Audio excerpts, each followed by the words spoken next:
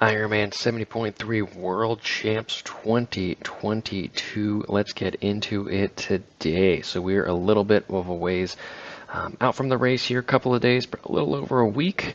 So let's get into the nitty-gritty specifics of what you need to know to make your race day a success for the 70.3 World Championships. Page 6 on the Athlete Guide. Make sure you head over there and you can check out some of the violations out on race day. These are some of the common ones out here, and you can see drafting violation is going to be a 5-minute penalty served on the bike course. Blocking violation is a yellow, disqualification is a red, littering violation is another disqualification, and that is a red card. Make sure you read page 6 for some specific info. Breakdown of the schedule of week events. They start on Monday the 24th, starting at 10 a.m. Lost and Found check-in for Iron Kids Land of Endurance Fun Run. Check-in is also there. Tuesday, practice swims 7 a.m. I believe it's Tuesday and Wednesday. The practice swims are available at the Sand Hollow State Park out in that T1. Couple other things to note on there. You can see the athlete check-in for women only are available on Tuesday, Wednesday as well. Athlete check-in, all athletes right there. And I believe the race briefing, 8 p.m. on Wednesday night. So if you're coming from the East Coast, that should be very, very doable from the time change there. On that Thursday here, again, 2 days out before race day, make sure you do head over to the Bike Tech Support 9 to 6 p.m. Really, really key right there. Check-in for athletes on that Thursday is for men only. So if you are racing on the Friday, make sure you are checked in before then. Then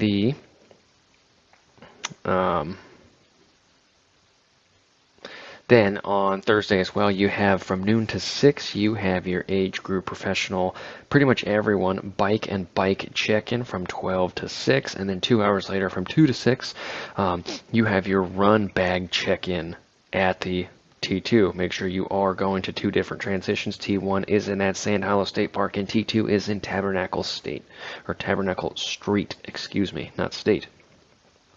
Friday, race day for the ladies, 4:30 a.m. athlete shuttles to that Sand Hollow will officially be started. 5 a.m. transition 1 is open to all athletes, all zones. Media Center is open from 5 to 7. I'm not exactly sure what that is, but, always worth checking it out. The professionals start at 7:30 and the age groupers start a little bit later. These are the swim waves for you on that Friday. You can see here that athletes are getting released about 9 minutes apart in most time ranges right here, and that's going to do a couple of things, and we'll talk about that as we get closer to your specific time. Page 11 here is the athlete check-in time. You have it Tuesday, Wednesday, and Thursday, all athletes 9 to 1. On that Wednesday, it's 9 to 6, and on Tuesday, it's 9 to 2. Where it will be, again, it's on page 11 right here, what to bring, all that good stuff. This is a breakdown of the Ironman Village here. You can see that you walk through right by the tech store right through there. So if you are having some problems with your bike, make sure you check that out. Athlete registration will be right here, right behind the bike valet. And these are going to be some of the expo areas right through here. So make sure you check it out when you are checking in. Pre-race info, this has page 14's got a lot of important addresses to take note of. The swim start, T1, transition 2, all of the finish line areas. That is going to be specifically addressed right for in there. It talks about the routes to transition, talking about avoiding a couple of roads. Make sure you do check that out. Official swim access. You can see that on Tuesday and Wednesday, 25th and 26th of October from 7 to 10. They also talk about additional swim options for you. So if you're not able to make it out there Tuesday and Wednesday, you are going to have a couple of options. to hit the lake, the pools, all of there. So make sure you check it out, and there are swim options available to you before the race. So just because you miss those Tuesday and Wednesday slots, it doesn't mean it is the end of the world for you. Page 15, pre-race info, breaking down the prize purses out on race day. A 350 prize purse out there for you. Mandatory bike and bike check-in right here. Women, it's on Thursday from noon to 6 at that T1 location, and the run on that Thursday is from 2 to 6 p.m. So 2 hours later. It gives you a little bit of time there. There will be shuttles running there, so make sure you plan ahead on race day. Page 18 has a venue overview for you, so you can see here, this is where the swim is right through here. The convention center is located down here, and right at this iron branded mark right through here. This is going to be where T2 is, and the finish line right over there. So you can see it is spread out a bit, and it also tells you where to avoid some of the roads right through there, just to help keep the traffic as minimal as possible to not upset some of the other locals. Page 19 has shuttle information. It talks about where and when they are. If you are going to need a shuttle, make sure you see page 19. This is transition 1 check-in and flow. Let's blow it up for you guys. This is going to be the entrance right through here. You'll walk up right through here, park in right here. When you enter, you'll be able to enter right here. You're going to be able to drop off your bike. Bike drop off is going to come around the back, and then you're going to follow through there. You're going to pass the Don Johns, the toilets, and you're going to escape right through there on transition. Should be a pretty easy drop off. And again, important roads to avoid out there on race day. This is going to be the swim course, which we will dive into in just a couple of minutes. T2 check-in and flow on one of the more confusing maps from a transition. At least they have one this year, which is great. You can see this is the overview of the whole transition up top. This one right here is a zoomed-in pro profile here. Athletes will enter in here, pass the pro transition, drop off their run bags right through there because the bikes will be at transition 1, drop off their run bags and escape. If you are not a pro, make sure you go on the side of the park right through here, walk past the professionals, and you're going to enter excuse me, you're going to enter the bike, or the run bags right here. I don't know if you're going to have access to your bike rack when you are checking in, or at least be able to look at it to know where it is. It's not going to matter. But if you want to, you will be able to check that out, I believe. And then it talks about the exit happening right through here. I would imagine that the entrance and exit is just going to happen right here, but you never know. You could have to walk through right over there. Race day info, page 23, race morning procedures. It talks about that. Athletes enter transition beginning at 5 a.m. Timing chip, make sure you have it on aid stations here on the bike every 12 to 15. And this is generally what they're going to have out there. For the bike, you got the Gatorade Endurance, Formula Orange, Water, Bananas, Morton Gels, and Fig Newtons. The run, you're going to have Gatorade Lemon Lime, changing it up. You're going to have Red Bull, water, cola, chips, bananas, Morton Gels, caffeinated ones as well, and Fig Newtons and ice. They will have a designated ice station or two, so make sure if you are overheating, you hit those spots. Race day, specific info for the ladies, page 24. Race timing and cutoffs are up here. The swim cutoff time, bikes, intermediate checks, all that good stuff. For the men, it is on page 25. Race day flow for transition 1. We're going to zoom this in for you. So when you come in here, when you come in the morning, you're going to go all the way to the left-hand side. There is going to be a chute that you go down. It shows that you will have access to your bikes before. Make sure you are out of there before the transition closes. After that, you will exit right out here in the back left section, and this is going to be the athlete staging area through here. Morning close drop-off is going to be right here, and the swim staging areas, aka those corrals, will be located right through here. As you get closer, you will just shoot out there. So the wait times are going to be happening in the athlete staging area, and then leading up in this little corral or chute right through here.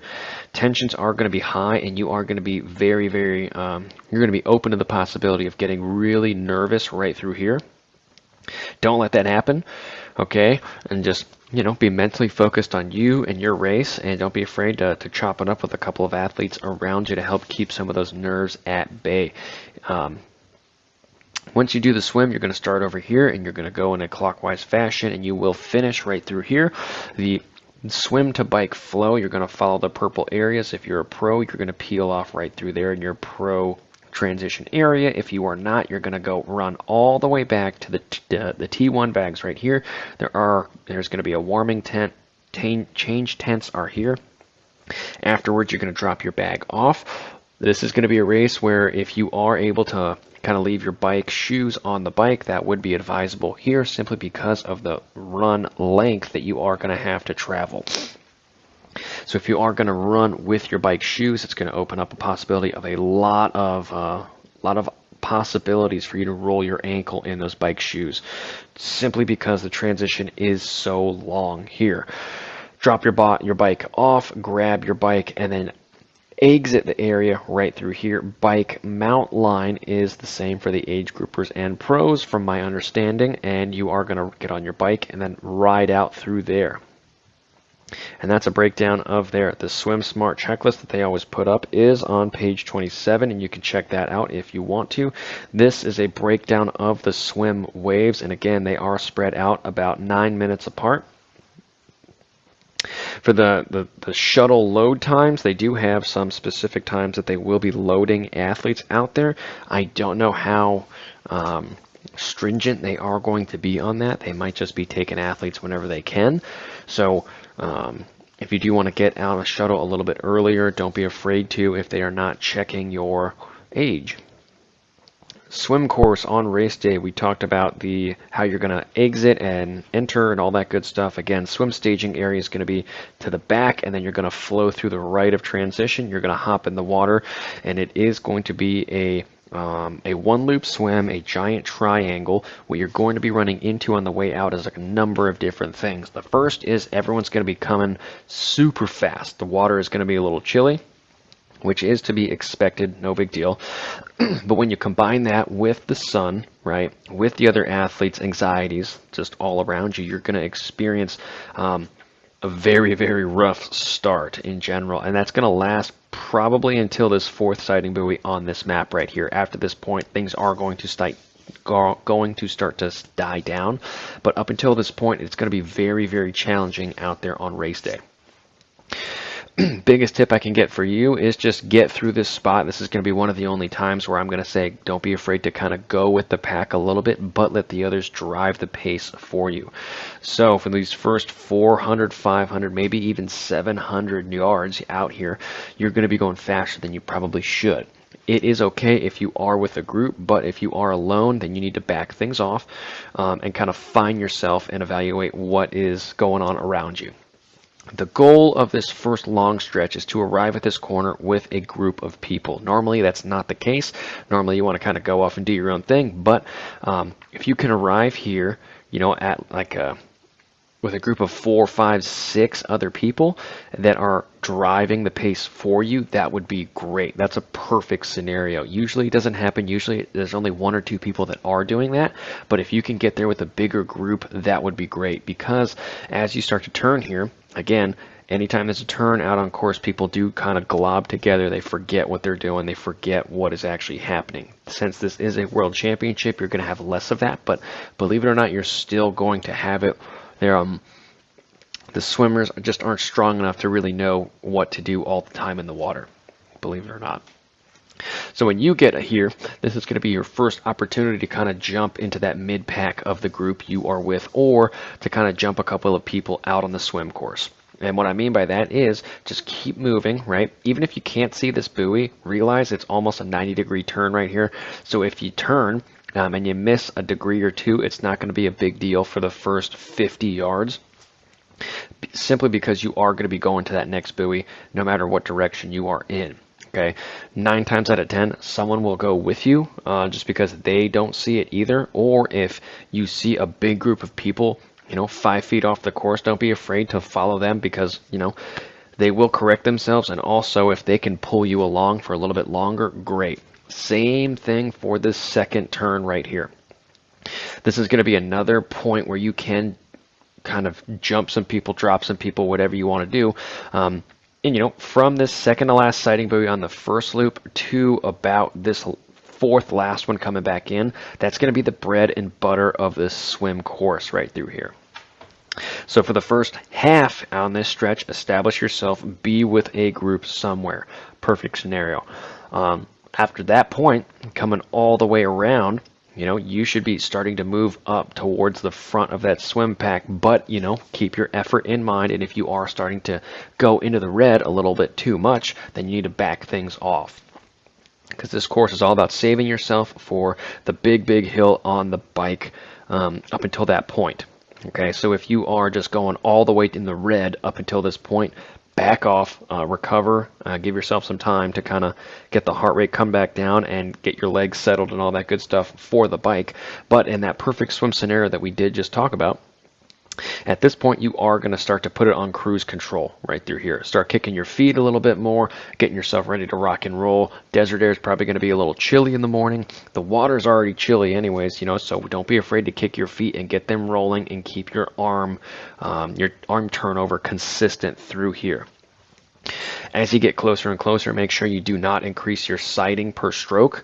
Okay, that's a very, very important pitfall that most athletes will encounter out on race day. It is a world championship, so the anxiety level again will be higher as you start to approach that transition area. Just keep doing what you've been doing, sighting every 6 to 10 to 15 strokes in the water, and as you get closer and closer, you'll be getting there faster because everyone's sticking their head up wondering where it is. And if you're swimming straight lines, you're swimming straight lines. On this last section right here, another important thing, if we go back to the swim, wave starts. They are 9 minutes apart, which means the slower swimmers in these groups you are going to be catching on this last big section right through here. It is what it is. Don't be afraid to swim through kind of the wreckage back there, and just if you don't, you're just going to keep losing people and losing people and losing people. The idea is to come out near the front of your near the front of your age group into the transition area. That's going to be the big goal out on race day. Now, again, once you get out of the swim, you are going to go back through here, run back. This is where the changing tents are. If you are very, very cold, there is going to be a warming tent back through here. Make sure you hit that, then change, then go, and then fly out onto the bike course. Swim course rules are on page 31 of the Athlete Guide. Spectator access for T1 is located on page 32. They talk about right through here. There is a VIP area located right here on the beach as well. It doesn't look very VIP to me, but it is what it is. Bike course is on page 34, and this is where we are all interested in.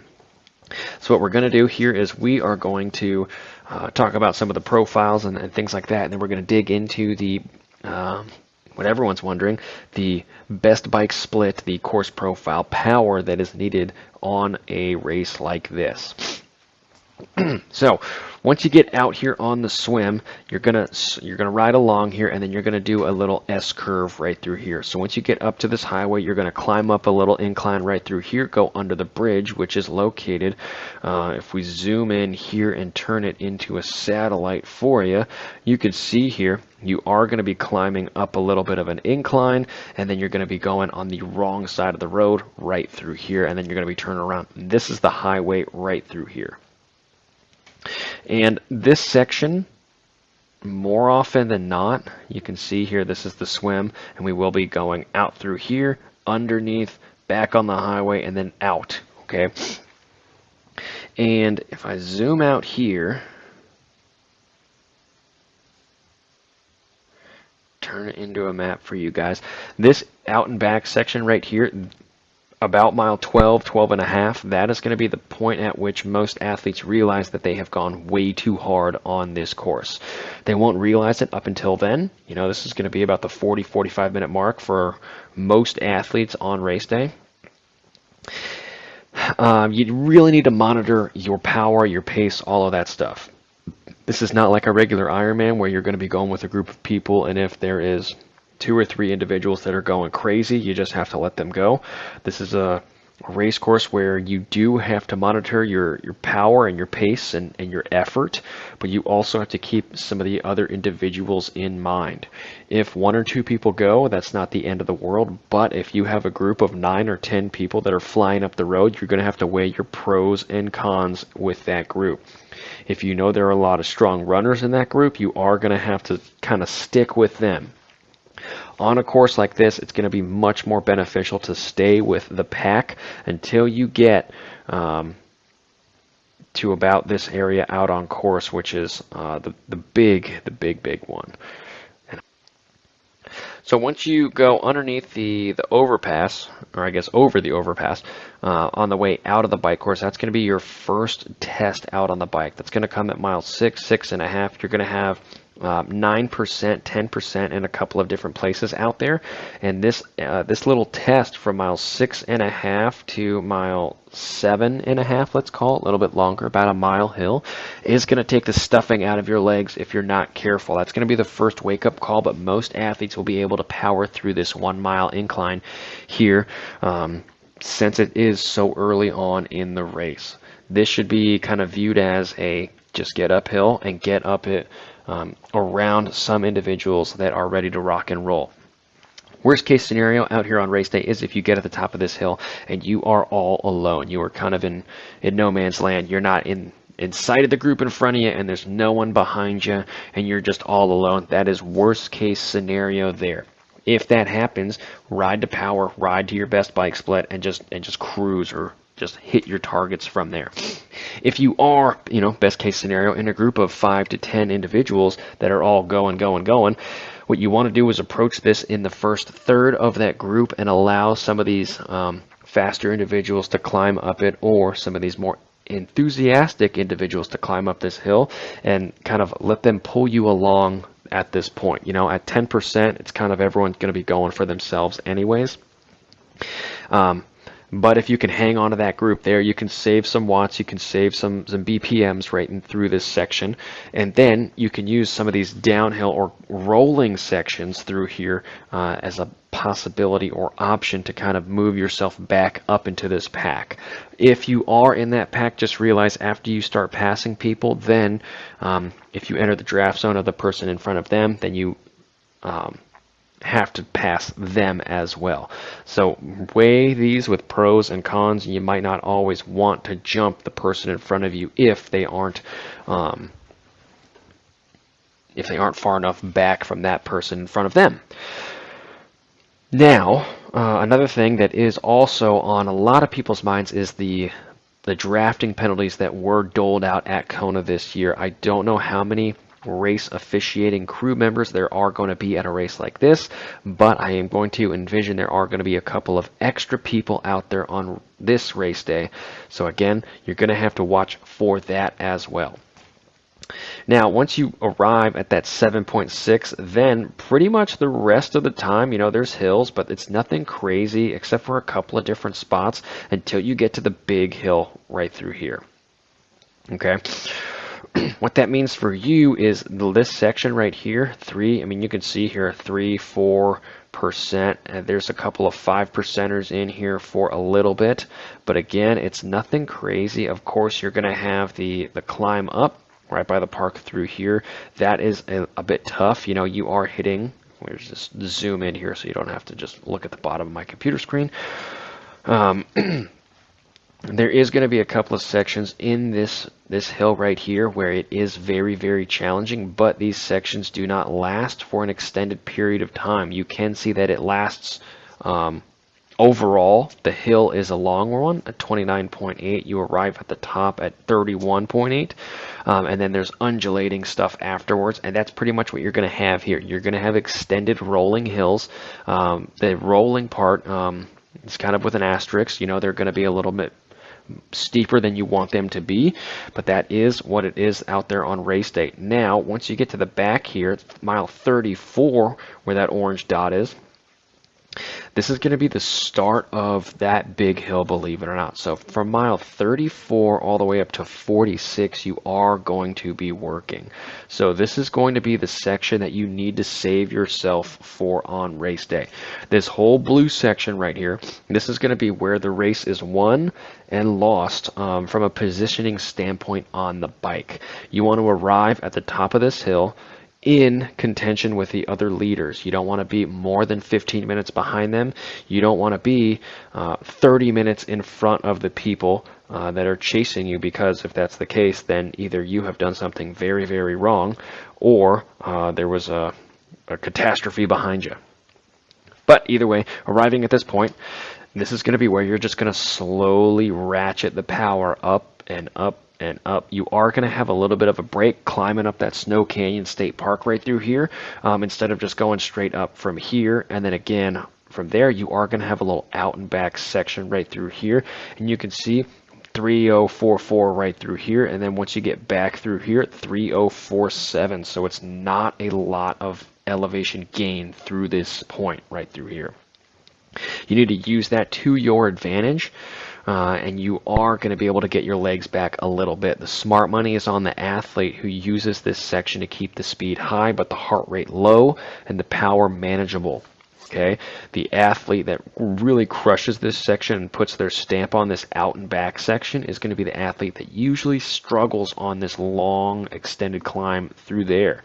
Right now, when you get to the kind of the meat and potatoes of this hill right up Snow Canyon, you can see here this 5 mile right here is almost an 1100 elevation gain right through here. And again, we talked about ratcheting up the power over the course of this long hill. This is just going to be the same thing. You're going to be consistent, and then once it starts up here, 3%, and it's just going to keep getting up and up. I know you've been seeing some 5s, some 7s, some 8s, and then 9s approaching the top up through here. Once you do get to the top, it is going to open up a bit, and it is going to be a downhill, right? But it might not feel like a downhill because of the wind out there on race day. It's very barren up there. There's not a whole lot to do up there to look around at, so make sure you're targeting the athletes in front of you on race day. If you've asked anyone that's raced this course, just because you've got to the top of the hill, it doesn't mean anything. Depending on what the wind is doing, it could be really, really tough crosswinds. It could be a headwind. Even if it's a tailwind, you're going to have to be on your P's and Q's. And athletes routinely talk about being able or being unable to fuel on the way down this hill because the wind is so strong and they're worried about other people and the road and all of that. So just because it is a really long downhill doesn't mean that it's just happy days all the way back in. Watch out for those swirls. Keep an eye out on the people in front of you and watch what the wind is doing to them and just anticipate that. It's going to be like racing on a flat course, something akin to Maryland or Florida, right?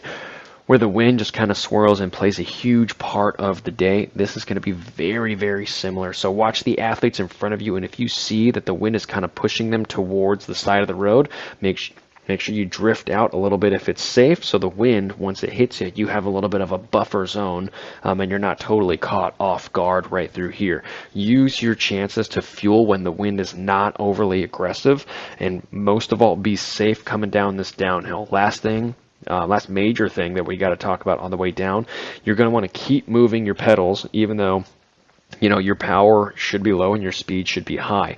Athletes who get to the top here and just kind of coast all the way down to the finish line are going to struggle in the first 5, 6, and even 8 miles on the run. So make sure your legs are working the whole way down. I say working in a light sense. You don't want to overdo it. I mean, again, anytime you approach that 30-ish mile an hour zone on a bike, you're going to have to overcome the air resistance more with higher power, and it becomes a very inefficient way to get down there. So anytime you're around that 30 mile per hour mark, you are just going to want to keep that speed up with as little effort as possible. As you get further and further down here, keep moving your legs, keep getting them ready to go. If you are unable to kind of put any effort into them, now is the time to kind of put some effort back into them just to keep your legs ready to rock and roll for the run. Don't be afraid to come out of the aero position on the downhill. Get everything moving. You're going to have ample opportunity to get out of that aero position throughout the bike course here, but a lot of athletes just get tucked in from mile 46 to 56, and that's a 10-mile downhill. So again, it is a lot of time to just be tucked into that aero position, and if you're battling the wind and everything, athletes tend to tighten up there, and it just exacerbates everything there and makes it very, very difficult for athletes to run off of the bike. And that is the bike course in a nutshell. Let's dig into the power profile. So here you can see this is a best bike split example. This is an athlete here, 243, about 20 miles an hour. The wind on race day is forecasted to be from that north to northeast. Let's call it an eastern wind. That's going to do a couple of things. It's going to make that little section from the out and back to the turnaround pretty quick on race day. You're going to have a lot of crosswinds out through here, but for the most part it will be very headwind limited aside from this one little section right through here, which will be really, really good. What that will also mean is it will become very, very important to stay with some of those extra bigger groups out on race day, because as a tailwind it's going to be very hard to catch or drop anyone from those groups. The majority of the work or the selection will happen in that early stages, but again, you're going to have to monitor that, and if they're really going gangbusters right out of the gate, then it's probably not the best idea for race day. This is a little bit aggressive of a race day plan, but nonetheless, you could see we're kind of still right on the money.